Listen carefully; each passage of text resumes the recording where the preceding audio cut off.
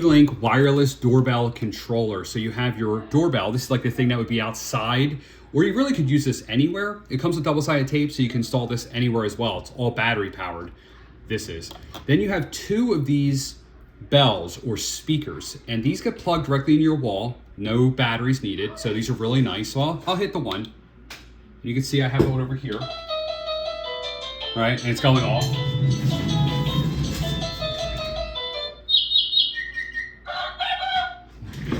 It's got a bunch of different sounds or music tones that it can make just by clicking the button here. You also have a volume controller as well. So you have two speakers, you got one on each floor or different parts of your house, and then you have the one button that you click here.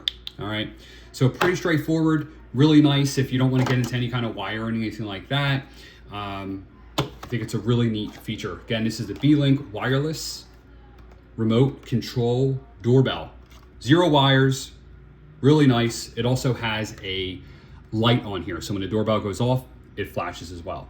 So I like the idea that you can play a bunch of different doorbell sounds. You can turn the volume up and down, and also you can put these anywhere you want. And I like that it's battery powered. Really neat. So simple.